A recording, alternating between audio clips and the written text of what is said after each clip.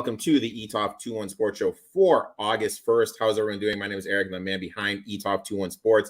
Believe it or not, the season is right around the corner. We have a game in 2 days on Thursday, the Hall of Fame game.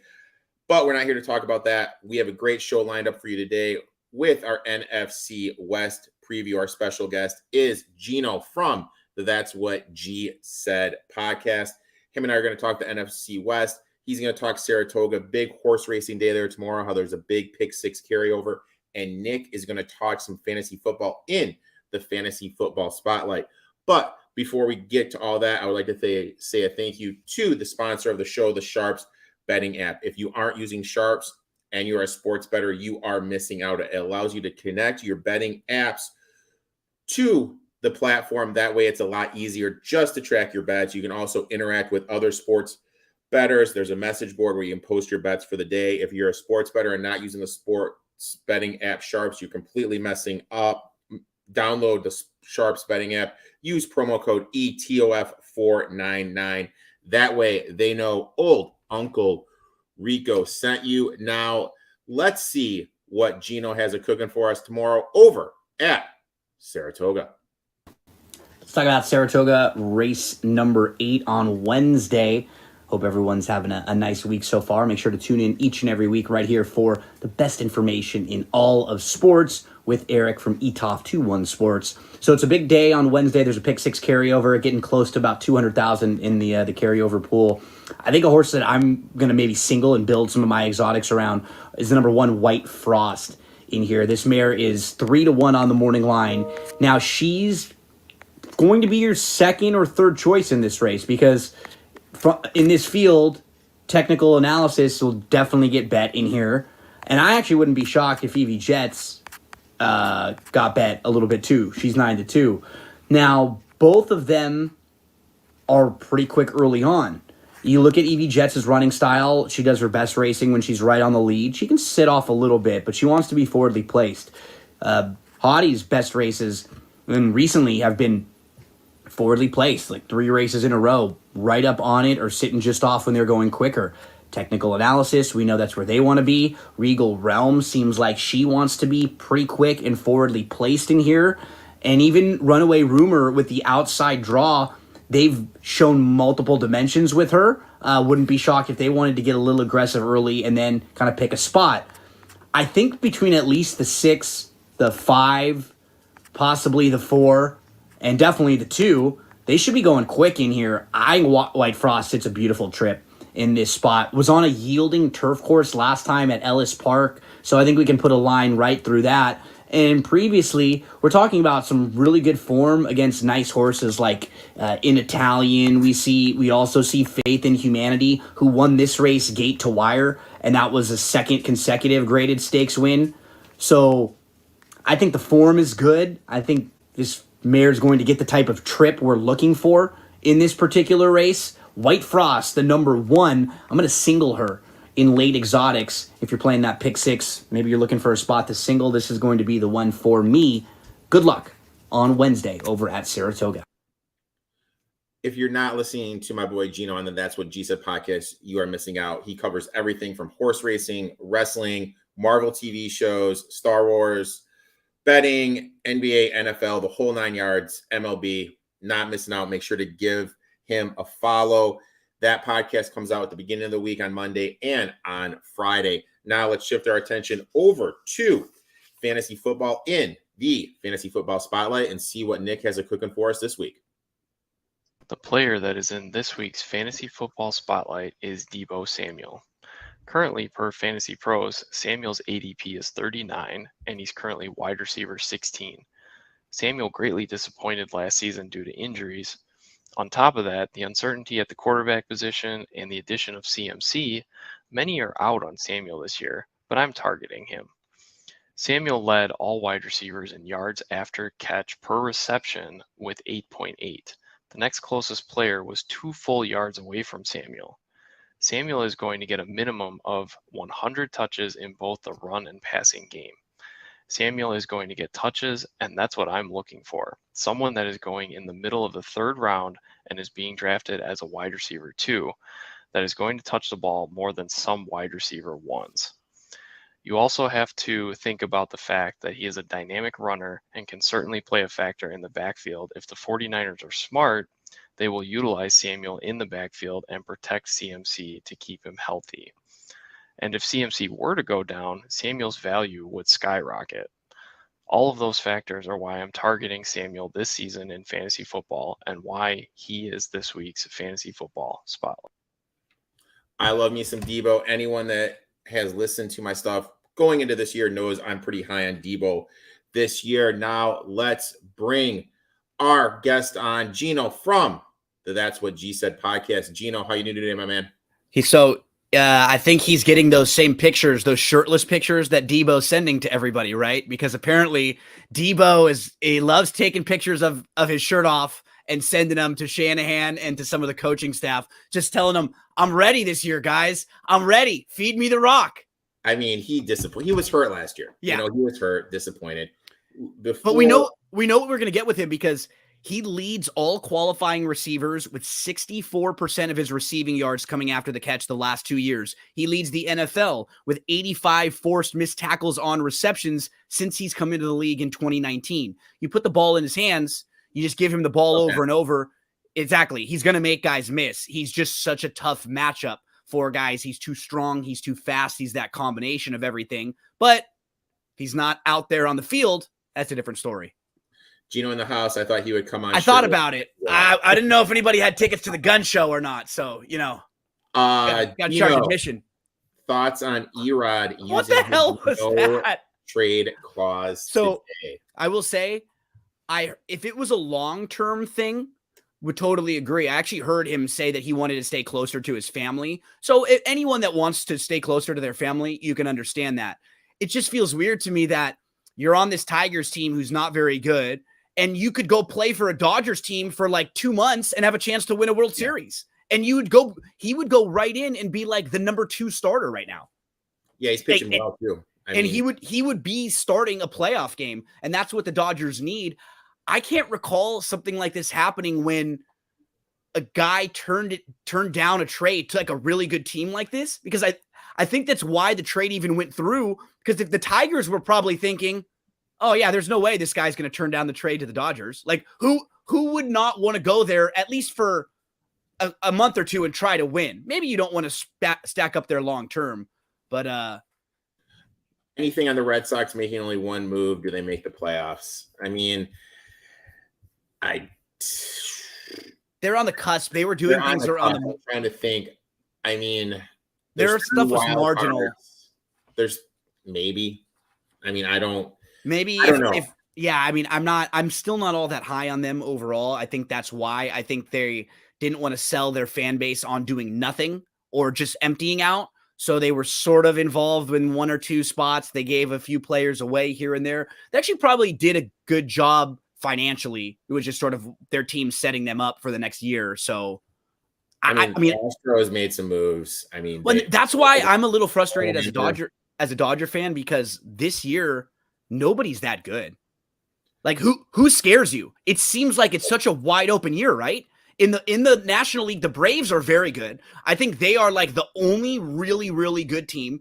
In the American League, if you told like the Rays, they're fine. I mean, the Orioles, we have to see them prove it in a series, right? We have to see teams like Texas prove it in a series. They just got a lot of pitching. They're good, but those teams have never been there.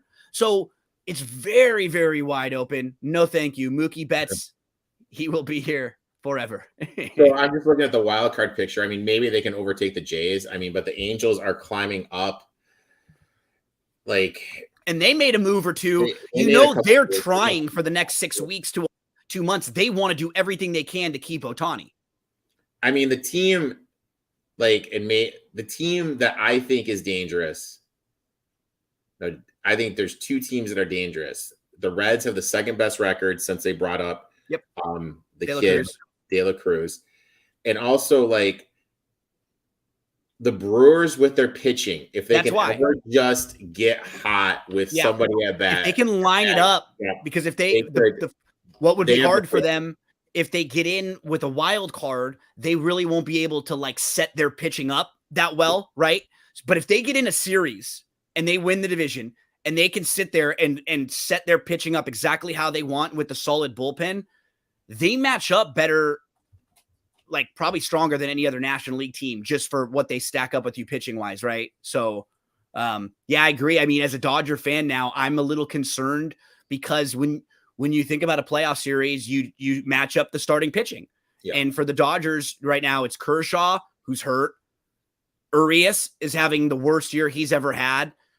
Gonsolin not having a very good year. Like they have a lot of question marks at the top of the rotation. They've been thrown, and then they've got like 2 or 3 kids like Miller and Sheehan and others. So it's a real hodgepodge that the Dodgers have right now. Yeah, little disappointed. Open, like you said. Yeah.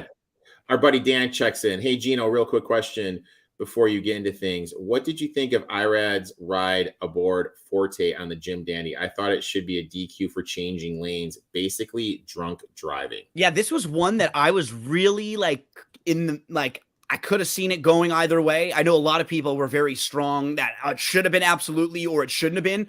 I thought it was pretty close. I did think he came off. I think sometimes when the track is sloppy and stuff, it's a little bit more difficult because your footing gets off and things shift around a little bit. So I think when it's that way, they let a little more go. The real key to this, though, it's Irad, right? Like that's why we're having this conversation, because he repeatedly makes unsafe moves out on the racetrack, and he's going to hurt somebody at some point. And it's got to be frustrating for gamblers, for owners, for other trainers, for other jockeys, because other jockeys, if they were to do the same thing that Irad does repeatedly, they would get disqualified. For some reason, he's given the benefit of the doubt. You know, it's like in basketball, I complained and bitched and moaned last year a lot during the playoffs about, you know, like Draymond gets a hand check, right? Like he can put his hand on your back a little bit more than others can. It's sort of like that. You wonder why sometimes they let him get away with it. But yeah, I really could have seen that one going either way. But I get frustrated with Irad very much because he's a good rider. I don't think he's the best rider out there. I think a lot of it has to do with, you know, he's benefited by the horses he rides. I don't know how many times he is the guy that makes the difference. And I do think some of that had to do with the owners and the trainers. Like Mike Rapoli is a very New York guy, like big New York. He's already expressed some frustration recently about maybe taking some of his money out of horse racing and leaving soon. I know that it's supposed to be like that doesn't come into play, but those stewards are human. The people that make the decisions are humans, right? Referees, judges, they're humans. They know those same things too. I wonder if it was a different owner and a different trainer and a different rider if that horse was taken down. So yeah. Dan, I think that if it was, it might have been. Yeah. Big news today. Obviously, Deckers, the Iowa State quarterback, he placed bets via DraftKings.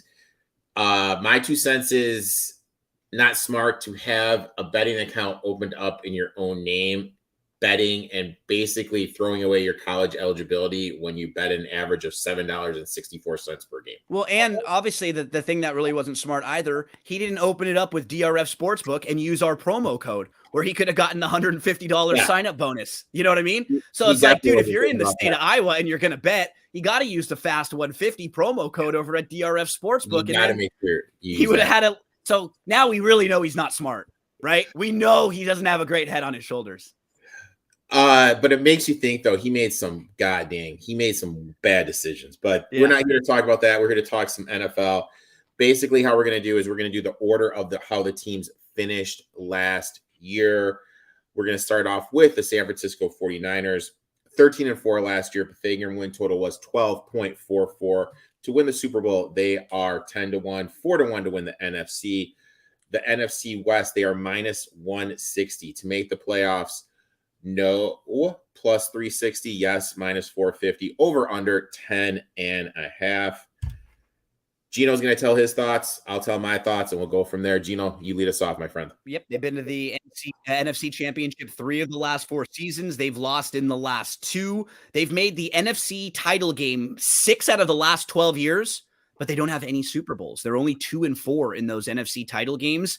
Just to keep in mind, the Patriots and the Chiefs, They're the only teams, Patriots, Chiefs, 49ers are the only teams to make the conference championship 5 times in the last 12 years. And the Patriots and the Chiefs both have multiple Super Bowls in that stretch. And the 49ers don't have any. So they consistently get there, but they haven't been able to get over the hump. They hired Wilkes as the new defensive coordinator to come in because D'Amico Ryans is going to leave.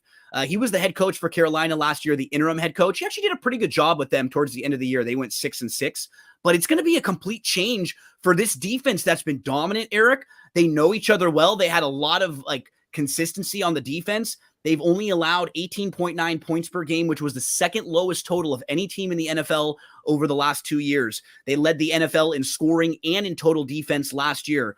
A lot of that's led by Bosa, defensive player of the year, 18.5 sacks, 48 quarterback hits, 73 pressures. They continue to create turnovers. We had 30 takeaways last year, which led the tied for second in the league. They were 9-1 in games with multiple takeaways. That's scary a little bit though, because we talk about turnovers sometimes, and those are hard to sustain, right? Like the ball's not always going to bounce your way. Even if you are a really good dominant defensive team, a lot of the time, that's just going to come back and regress a little bit to the mean. But this team is one of the most well-balanced teams. Again, I just think kind of reminded me of when we were talking about the Chiefs, you and I last week on my show. I just feel like in 2 or 3 spots, they might be a little bit lesser than where they were. And if they're a little lesser all over the place, they may just not be as dominant. Now, the key is this is a weak division, Erik. This division might have 2 of the worst teams in football and 2 teams that don't even care about winning in the Rams and Arizona. The Rams have 40 rookies on their team out of 90 players on their roster. 40 of them are rookies, and they have draft picks next year. Arizona, same thing. Those teams don't want to be good. So San Fran may not be great, and they still may be good enough to win this division or win enough games to get into the playoffs. It's all going to come down to what happens with their quarterback. They've got 3 quarterbacks, but do they really even have one? Yeah. I don't know. And I mean, my notes are, we don't even know who's going to be starting with them. It's still undetermined.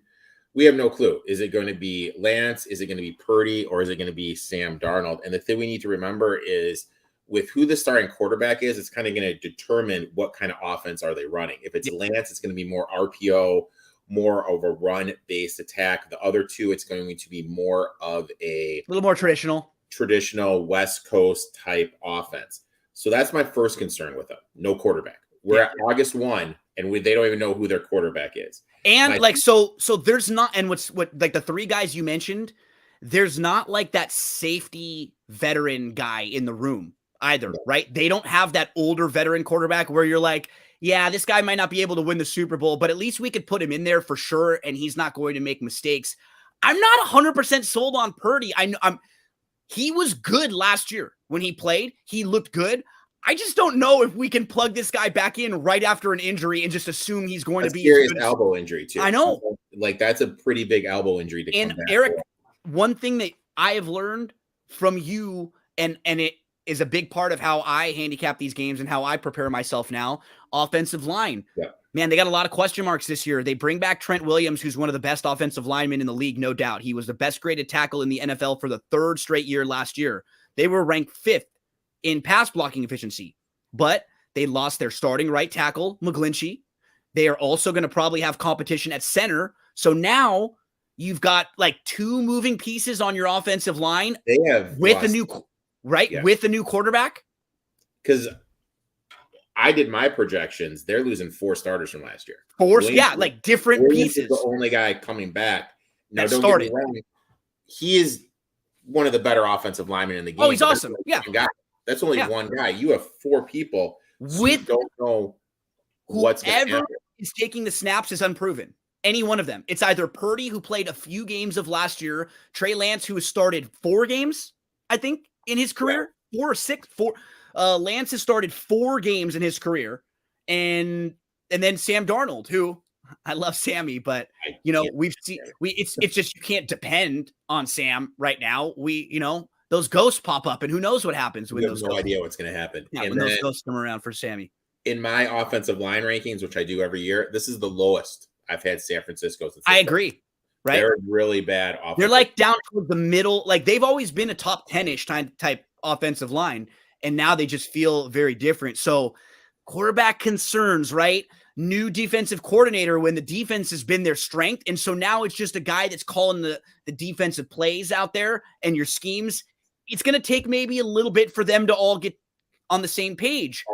Right? So now offensive line, quarterback, defensive coordinator, like those are three things where I feel like they're going to be a little bit lesser than last year. So, right off the bat, like, boom, are they as good?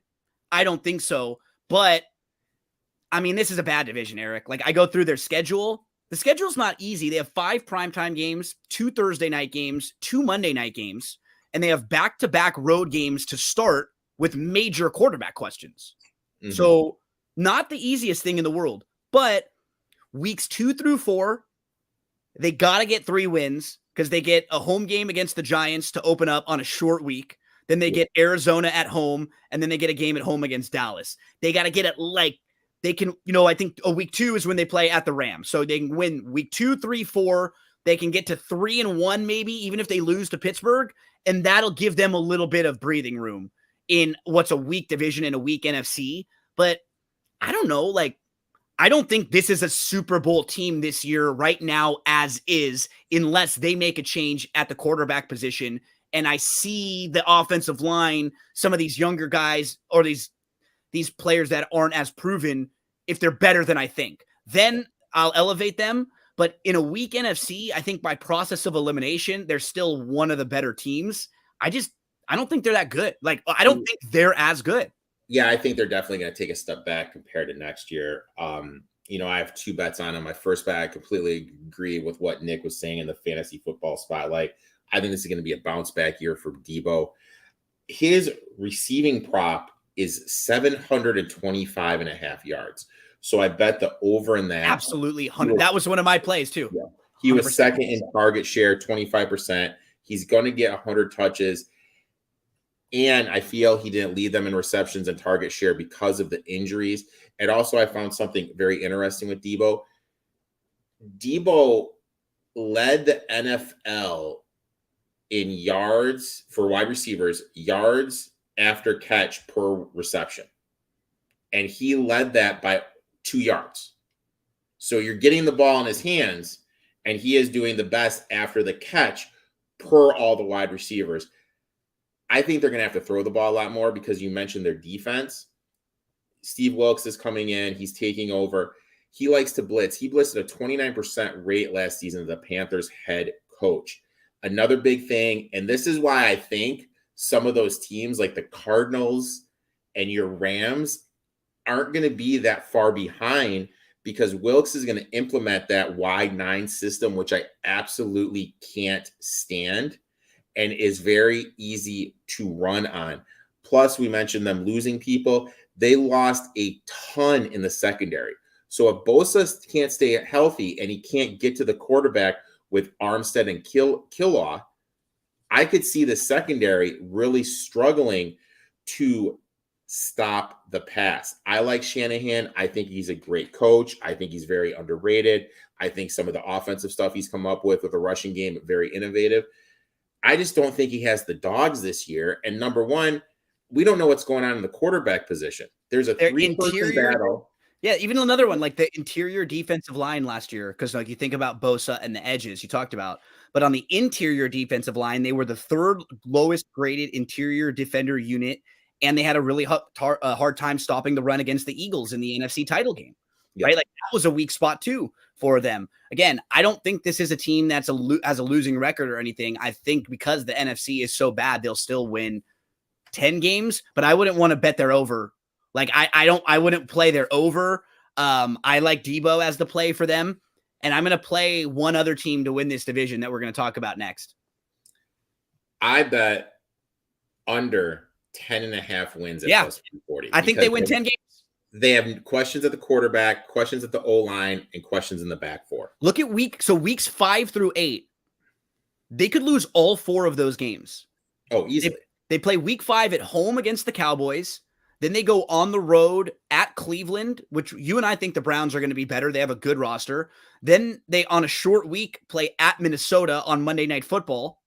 And then they play Cincinnati at home before their bye. Like, the 2 home games are against Dallas and Cincinnati are good teams, and the 2 road games are very losable. Like, that's a tough 4-game stretch right before your bye. They got a short week against Seattle at Seattle, who I'm sure will be really pumped up for that game on Thursday Night Football. And it's similar to Kansas City in that 5 prime time, 2 Thursday, 2 Monday, like, just your schedule's off. You don't get that flow of like Sunday, where your whole week is the same, your whole routine is the same all throughout the week. You and I are both a little cold on the 49ers this year. So I have Debo over 725 and a half yards receiving yards, and the under of 10.5 at plus 140. What are any bets from you? Yeah, I'm over on Debo, and I have no problem.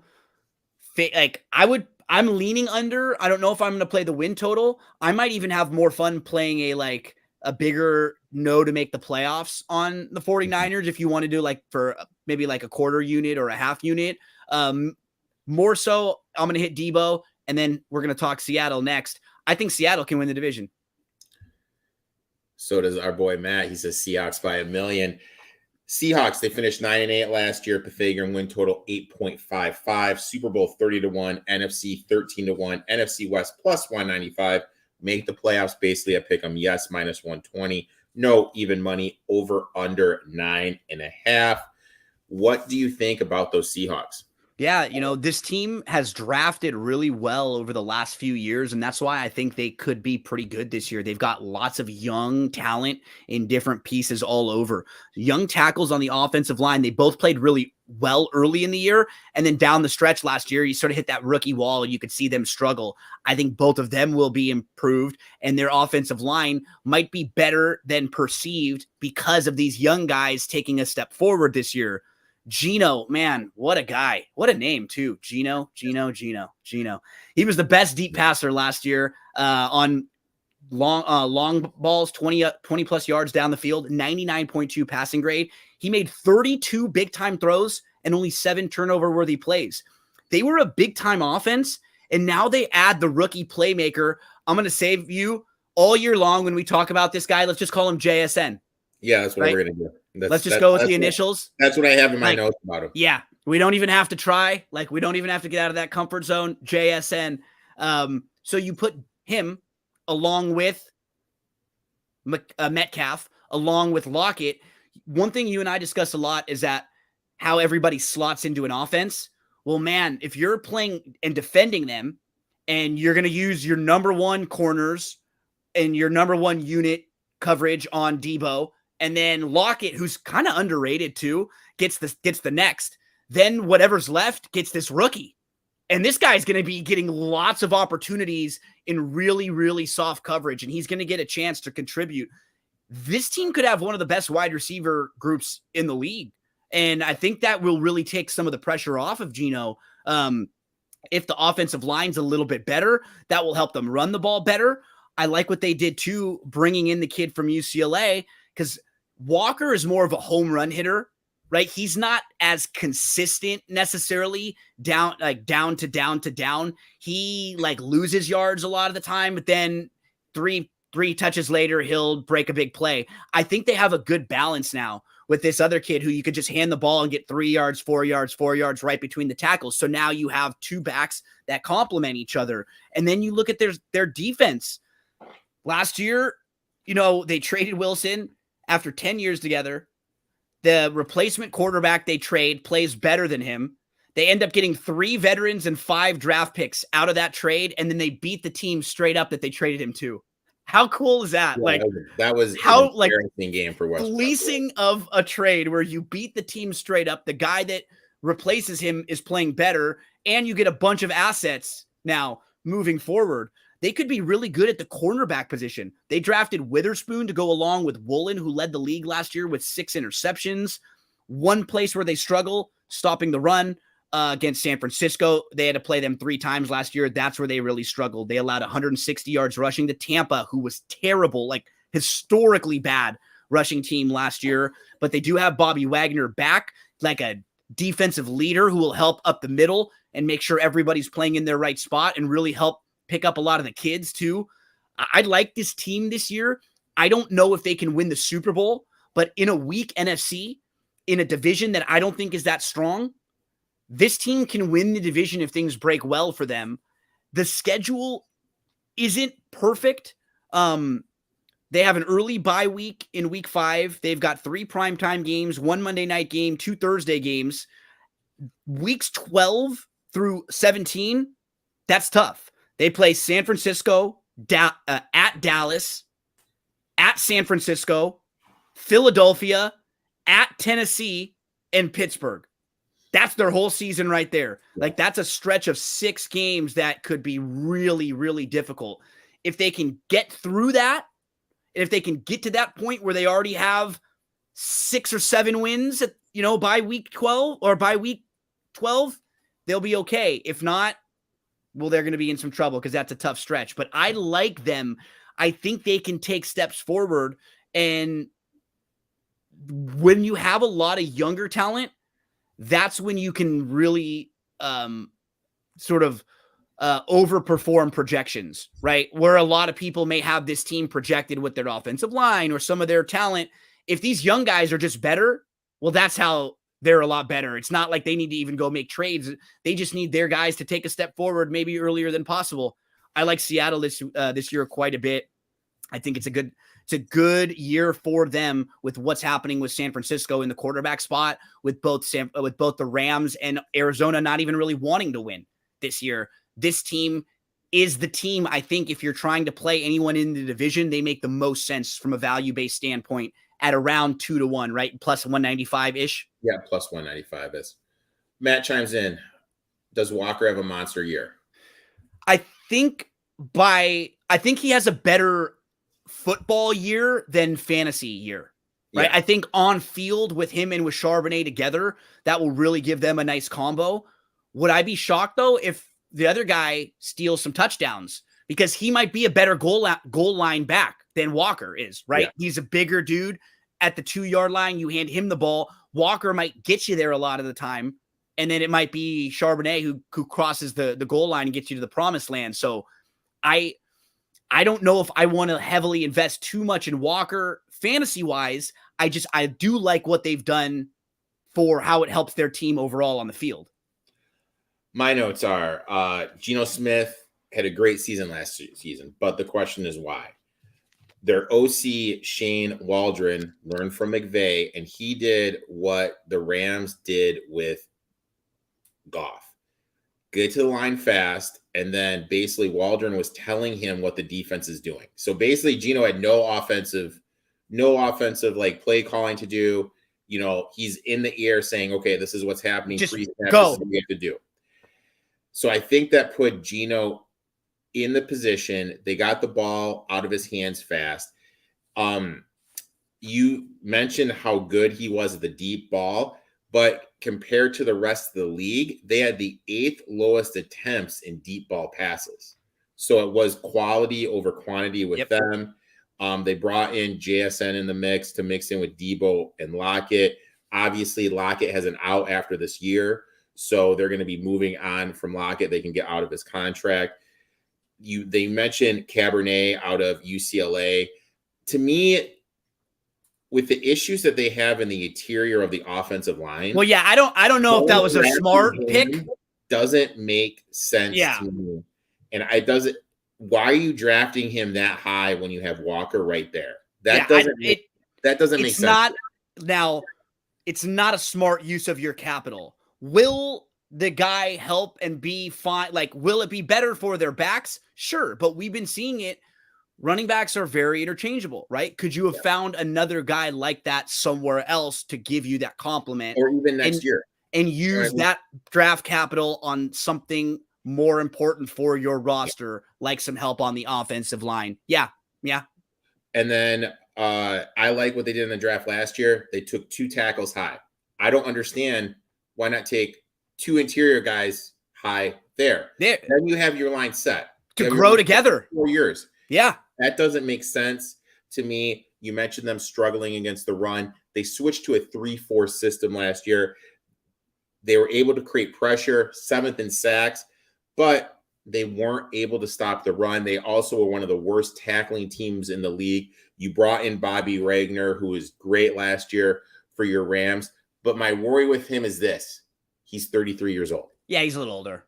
So is he going to be for him, I think it's as important for him to help the young guys on the defense play the right way, prepare day in, day out. He's been a Seattle guy. So I don't know as much of how I think he still will help. He was still impactful last year, but you're right. He's not the former Bobby Wagner. Again, I like this team a lot in this division, but I don't think they could win the Super Bowl. The NFC, as we're going to get into this year, is very, very weak compared to what we just went through with the AFC. If you've been following along with me and Eric, who have been previewing each of these teams on my shows or on the Winning Ticket, and you compare them, like every division feels like you have 1 or 2 Super Bowl contenders in the AFC, right? Yeah. Like at least one team like you feel like could get there. And I don't know, I don't know if anyone in this team feels like they could win the Super Bowl, but I do think Seattle can be better than a lot of the teams just around them, right? Better than who's around. When I looked at this team, to me, I feel like I know what the other teams are, but to me, I feel this is the team with the biggest margin, the window, right? The highest, the lowest floor could drop out. They have the biggest difference between ceiling and floor. Could they be like a 12-win team or like a 6-win team, right? Yeah, something like that. And that's, I could see that. I think their floor is a little higher because as we get to these next 2 teams, it sounds like I'm lower on these 2 than you are. But for Seattle, I would play them over their win total. I would play them to win the division also here. And those would be my 2 plays for Seattle. I wouldn't even mind taking a small to win the NFC, but I really don't think they could beat a lot of the teams in the AFC, like in a head-to-head matchup. I really don't. So that would be the way I'm playing Seattle. Now we're going to go on. I have nothing with them. To me, this is just a complete stay away. I literally want nothing to do with this team. Like in terms of fantasy for the year. Because it concerns me as a gambler. It concerns me what you were hinting at in that Gino's year was very good last year. Do we think he can reproduce that? When I looked at some of the things in the second half of the year when he started to drop off, a lot of it wasn't like he wasn't making bad throws. He wasn't missing guys anymore. He was still pretty accurate. I still think the arm is accurate, and I think you're right. I think some of the way they were scheming things was good for him. So I think that is pretty consistent, and I really do like a lot of what they've done with some of their young pieces on the defensive side. So whereas I think they can be as good as they were last year, I think all 3 of the teams in this division are going to be worse. So that's probably why I like them, because I think they can just stay the same, and I think everyone else takes a little step back. Yeah, I mean, Debo was so good last year. That was the thing. He was so good. Gino. Sorry. Oh, dude, he was fantastic. He was incredible, and that was out of nowhere, right? And on my podcast, Nick and I, every week, we're doing these previews, fantasy football previews on team. My big prediction for the Seahawks was Locke was going to be the starter by the end of the season. End of this year? End of this year, Locke would be the starter. Now let's get to your Rammies. 5-11 last year. Pythagorean win total was 6.31. That's over that 1 difference. That means per the Pythagorean win total, they underachieved last year. Should be due for some positive regression going into this year. To win the Super Bowl, they're 65-1. NFC 45-1. NFC West 10-1. Make the playoffs plus 310. Not make the playoffs minus 380. Over under a 6.5. Gino, what do you think about your boys? Isn't it crazy how quickly things turn? I mean, last year the Rams played the Bills in that opening game of the year. They lost that game, but then they won their next 2. They were 2-1 to start. So it looked like, okay, they'll be fine. And then Stafford got hurt. Everything fell. This is what happens when you build a team the way the Rams built their teams for a while. The Rams haven't had a first-round draft pick since 2016. Wow. Not one. So I'm a Rams fan. Am I happy they went all in and won a Super Bowl? Absolutely, because you can never take that away. There's nothing anyone can ever do. And you can have yourself set up with all the greatest players, young talent, young draft picks, and sometimes you never win a Super Bowl. So getting one, you can trade. As a Lions fan, right? I'd be thrilled with that. You trade everything for that one. But then you just got to use your perspective and understand when you mortgage for, Ramsey and like all these guys that the Rams traded for through the years, they got rid of all their draft picks. So what ends up happening?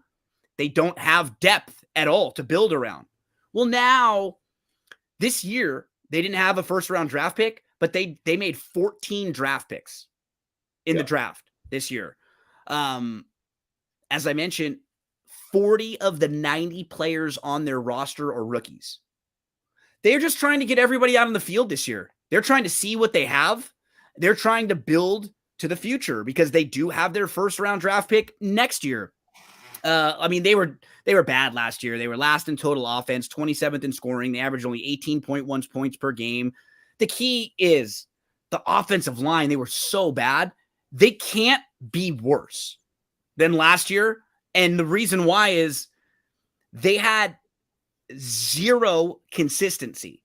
So they had 10 different linemen surrender sacks.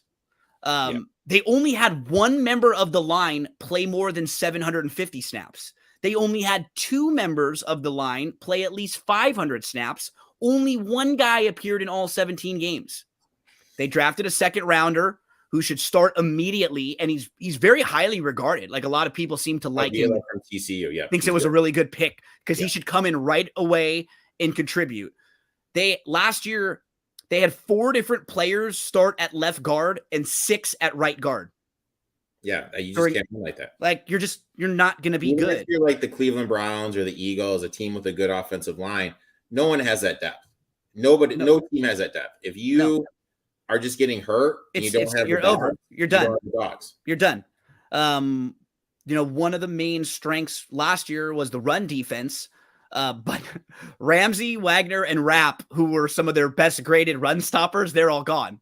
So it'll be interesting to see if that's going to be a strength for them or not. Stafford's 35, coming off a year where he got hurt. He didn't play a whole lot. He's still ranked 12th among NFL quarterbacks heading into this year based on Pro Football Focus grade. He's 4 years younger than Aaron Rodgers and has as many Super Bowls as him. So at least. And you know what? I will argue to this day, if Jay Cutler didn't get hurt, Rodgers doesn't have a Super Bowl. Yeah, he may never have had one as it is. I think for them this year, it's going to be an Akers year. I think they're going to lean on Akers. He played very well towards the end of the year, and we saw McVay start to feed him the rock. He had 3 straight 100-yard performances. They get Kupp back. He missed the final 8 games of the year.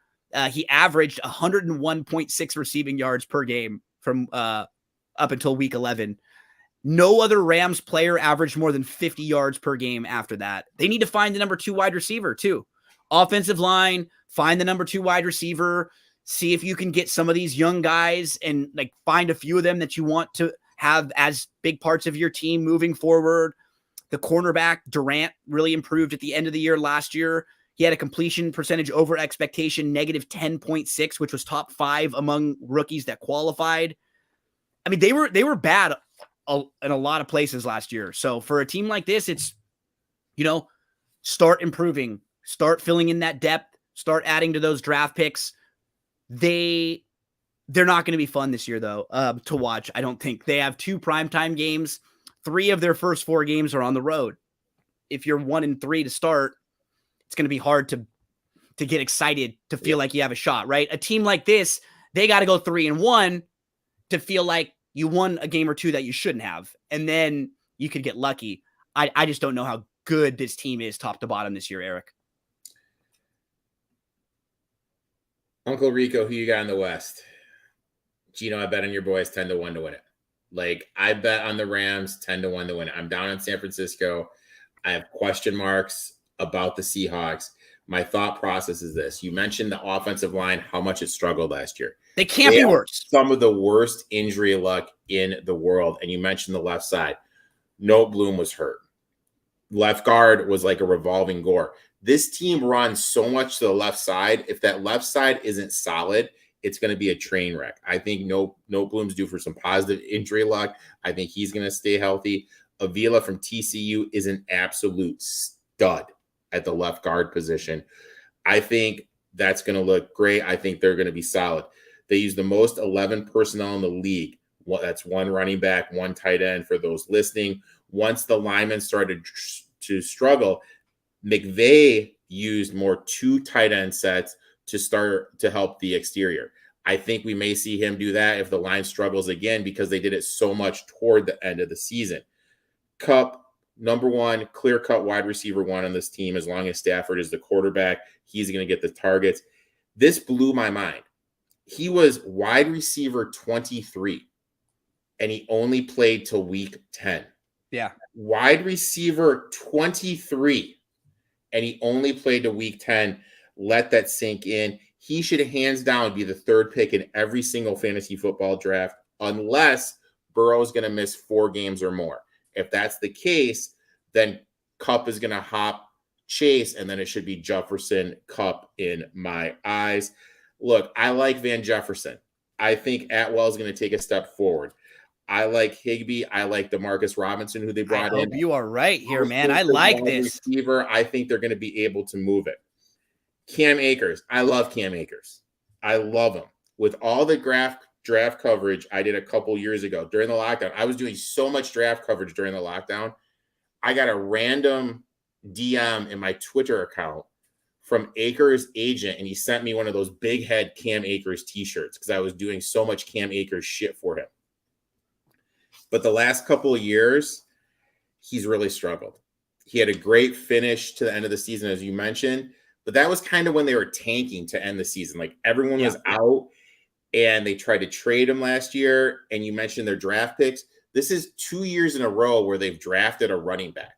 You have Cam Akers there. Why are you drafting a running back? So it breaks my heart to say it. I'm out on Cam Akers this year, just because you know what I mean. If they think highly of him, why are they going to go spend on another player at the same position? So that doesn't. I don't know. With what they need, that doesn't make sense to me. Defensively, they have one of the best guys in the game in Aaron Donald. Him being on the field, look, it's just going to fill up lanes for the other defenders to get to the quarterback, but he needs to stay healthy. I like Jones, who's there. I like the rookie Young. Both of them can stop the run, create pressure, drop back in coverage. I like that a lot. You mentioned no Jalen Ramsey. But I'm going to be honest, like the more I looked back at last year and my notes and everything, Ramsey wasn't shadowing as much as he did the year before. He was just mainly playing one side, wasn't tailing a wide receiver. And Durant, once Durant started playing that well, that's why they felt like they could let him go because he was excellent at coverage. He's excellent. He's really good back there.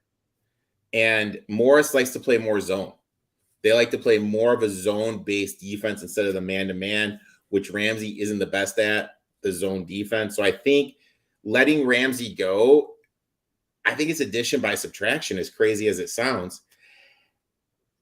With the questions I have with the 49ers and the Seahawks, I'm looking at 10-1 for the Rams in a division that I think is one of the worst in the NFL. Oh, yeah.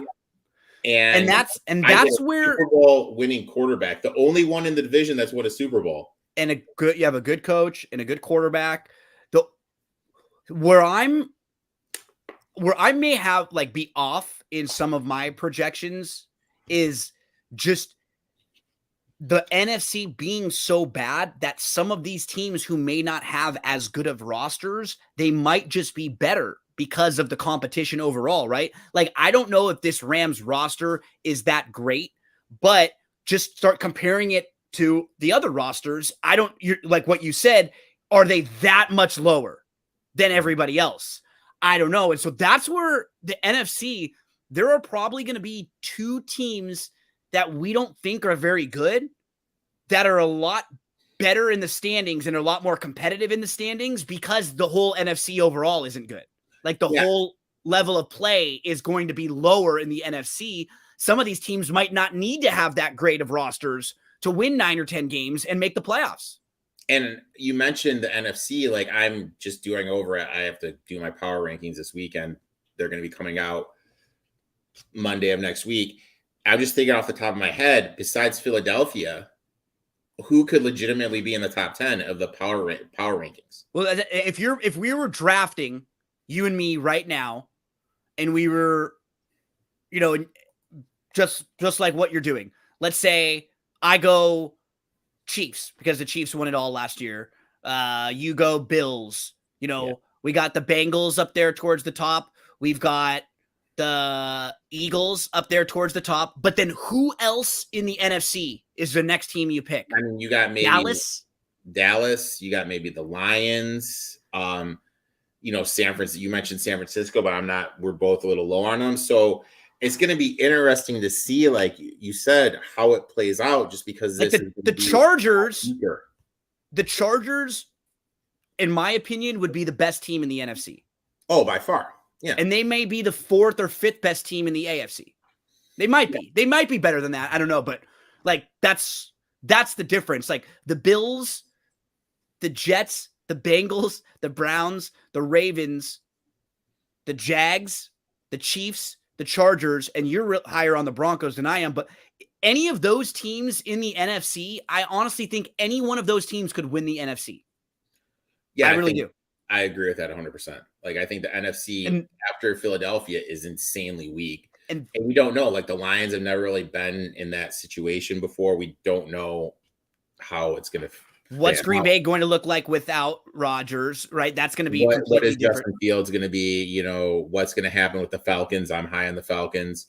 As you saw, everyone saw from the great TikTok video that was posted. Oh, that was awesome. But like the NFC South, for example, that's a total, like, no clue what's going to happen in that division, right? We have no clue. Who knows about the Falcons? Who knows about the Saints anymore? Who knows about the Bucks without Brady? Who knows about the Panthers with new pieces, new staff, new everything? Like the NFC North and the NFC South might not have a good team. Like the Lions and Falcons might make the playoffs and win 10 games or 11 and not be great. Might be like, there may be half of the teams in the league that are just in the NFC that are beatable. The NFC East, like we said, okay, the Eagles, the Cowboys, maybe they're the two, maybe the Giants can take another step forward. And then in the division that we're talking about, you start eliminating teams, and I can understand why, if you're going to bet, you would take a swing on a team like the Rams, because they don't have to be great to be competitive here. And they at least have some blueprint. They at least have some pedigree. 9 wins could win this division. Sure. And I could see them easily getting it to 9. If the 49ers just have massive quarterback issues, and then one issue on the offensive line, and now they're like, they can't have that same offense humming like they've always been. Yeah. Next team, we got the Cardinals, 4-13. The figure win total 5.91. Another team due for some positive regression to win the Super Bowl, 200-1, NFC 100-1. NFC West 25-1 to make the playoffs, 11-1. No, minus 2,000 to not make the playoffs. Highest number on the board, over under 4.5, projected to be the worst team in the NFL by many. What do you think of the Arizona Cardinals? At least they are kind of starting over, right? Yeah. New general manager, new head coach, new offensive coordinator. So now you get to start over here. It's all going to come down to the health of Kyler Murray. It wasn't like he was playing well either last year. Before he got hurt, he had 9 big-time throws and 18 turnover-worthy plays. And then he tore his ACL in week 14. He had his lowest touchdown rate, lowest passer rating, lowest yards per attempt of his career. This team has 2 first-round draft picks next year. If they don't get off to a good start, are we even going to see Kyler Murray? Probably not. I miss Kingsbury too, dude. Cliffy. Like that guy, Cliffy. Hey, I get to see Cliffy over here. I mean, the new head coach, Jonathan Gannon, seems to be more of a defensive guy. So the opposite of Cliff Kingsbury. Somebody I was listening to said it's basically like when you break up in a relationship and the person that you were with was like maybe a really like mature, calm, responsible person. the first person you go out with is someone that's crazy, like the total opposite, right? This is sort of what they've done. Instead of a real offensive guy like Cliff Kingsbury, they went for a more defensive, sort of a safer approach. The Eagles, he was the defensive coordinator for the Eagles. They were 10th in yards allowed in his first season there. They were second in yards allowed last year. New offensive coordinator, Petzing. This dude is like a genius. He has a degree in economics and an assistant at Harvard and at Yale. He's probably one of the smartest coaches that's ever been in the NFL from just his credentials, but he's never called plays. You talk about this too. It's not easy to be a first-time play caller. They don't really seem to know what his style might be, but they are going to go behind the center more, and they're going to try to be a little bit more traditional. They seem like they'll be more of a running type team. They're going to bring huddles back. Last year, the offensive line had 44 penalties. As a unit, that was tied for last. They had the most penalties in the league. Basically, their offensive line was a bunch of different left tackles that they had to use in different places. That was their whole offensive line.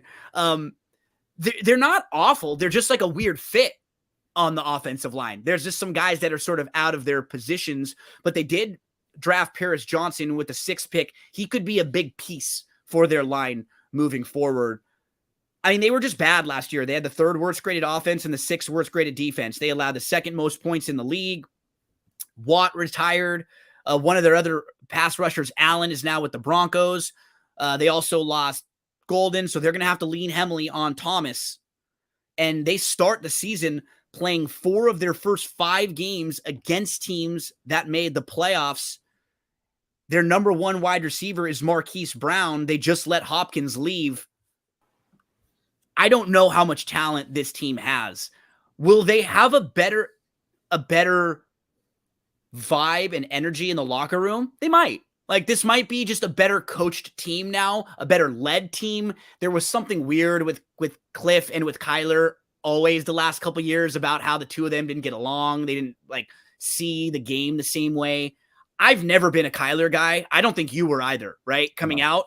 And I will say, I ate some crow right away because he was better in his first 2 years than I ever thought. Yeah. He won a lot more games. A couple of times would they start 7-0 or 7-1 and then came back to life. I just don't trust Kyler in a big game or winning 2 or 3 big games in a row, leading you there. So I'm not saying I'm patting myself on the back, but I don't know if his early success is a true testament of who he is. I don't know if he's that guy anymore. I'm worried about the mental game with him too. And I could very easily see them being 0-4, 0-5.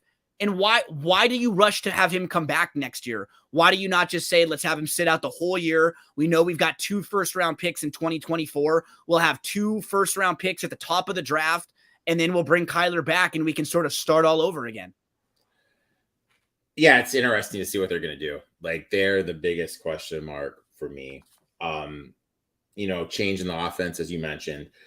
From what I'm reading, no more center, no more shotgun, a lot more under center. Like you said, the offense is going to be more West Coast design to get the ball out of the QB's hands faster. Running back's going to be a bigger part of the passing game. With that being said, and the improvements to the offensive line, I really like James Conner this year in terms of fantasy. I think he's going to be that guy in the 5th round that you can get that's going to lead you to a title. Because when you look at the depth chart, who really else do they have besides James Conner?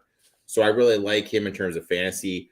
You mentioned, and they don't have. We're talking about receivers too. They don't have a bunch of playmaking receivers that you're going to feed the ball to. By process of elimination and default, Brown will probably be pretty a good fantasy player and impactful because he's going to get a lot of targets. But they don't Marquise Brown, Rondale Moore, and Zach Pascal. That's their wide receivers out there. And an aging Zach Ertz in the tight end room. You have Trey McBride, who's pretty good. I think Ertz could get on the move. Yeah. I mentioned the depth chart. Corey Clement, who's basically been practice squad player back and forth, he's their backup.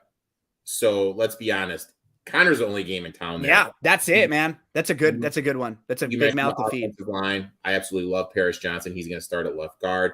They added Forholt from the Browns, who's going to be the center.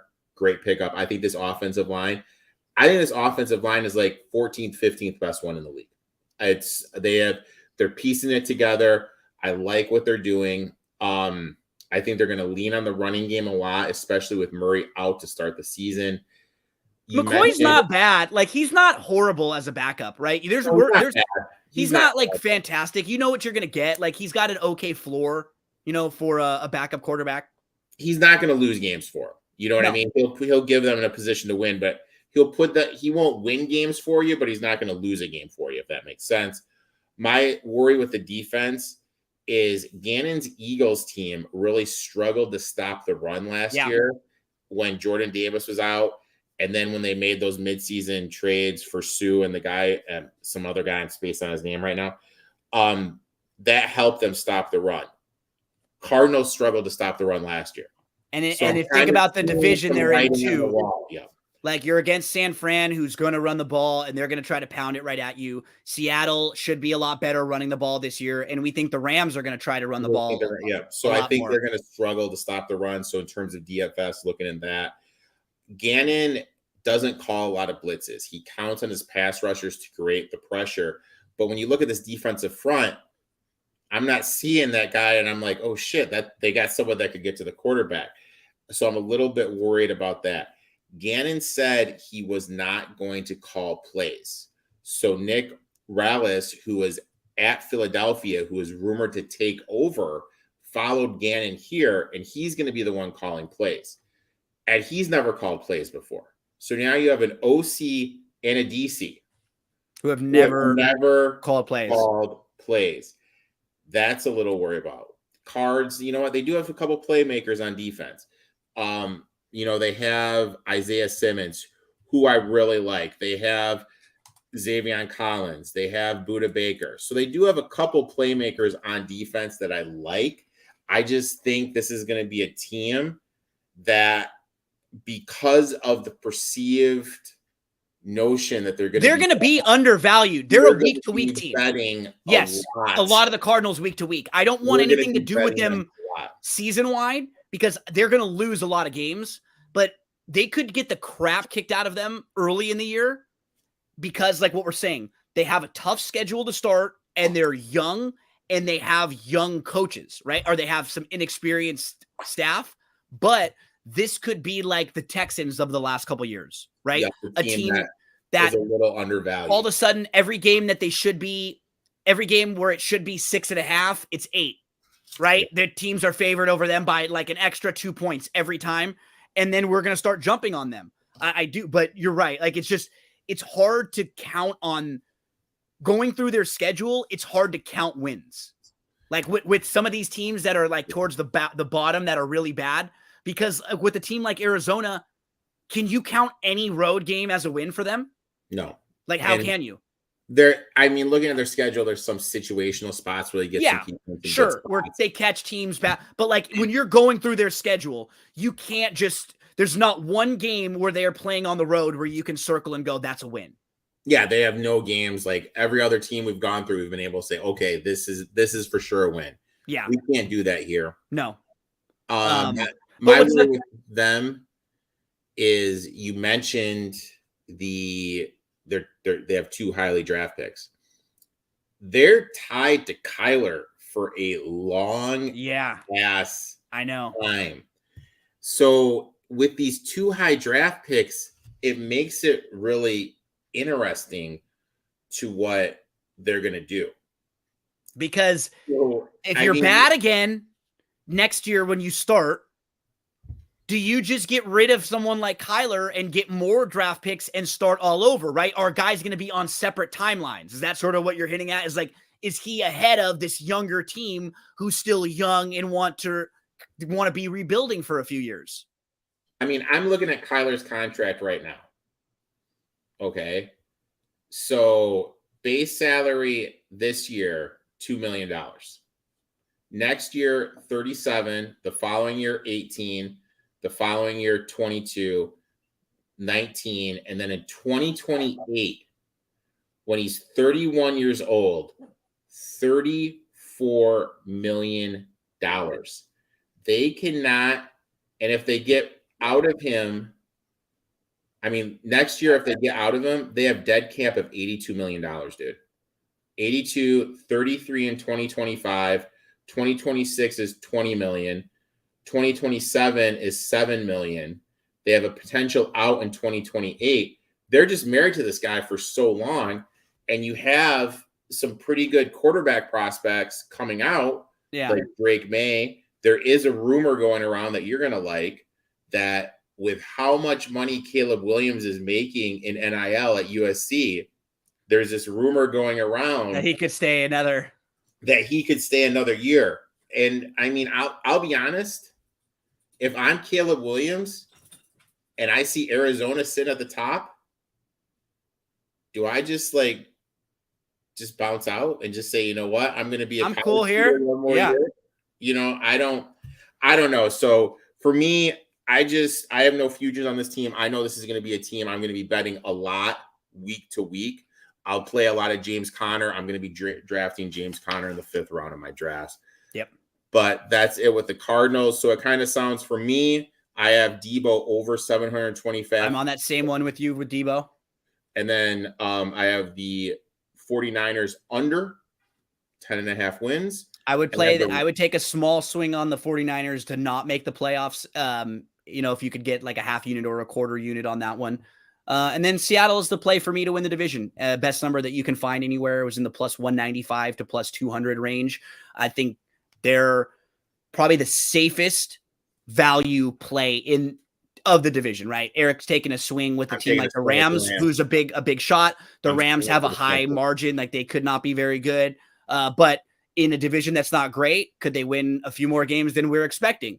I think Seattle's a little safer in this division. And mainly, like, I've been a little anti San Francisco the last few years overall. I think they've been a little bit of like a bully. They beat up on teams that they're better than, that they're more talented than, but they've a lot of the times, as we've seen, they're 2-4 in the conference championship games. When they've stepped up and played the better teams, they've had a difficult time putting it all together. And we have no idea what's happening with their quarterback room at all. So you're driving the Russ bus. I'm on the G train this year, baby. Go Gino. Hopefully we can make some money. Gino, everyone, I'd like to thank you for coming in. Make sure you give Gino a follow at It's Me, Gino B. Check out his podcast, which comes out every Friday and Monday. The That's What G Said podcast. You can find that on SoundCloud, Spotify, and Apple Podcast. I'll be on it this week talking some football with him. And then Gino and I, every single Friday, have the winning ticket, which is on the DRF YouTube channel.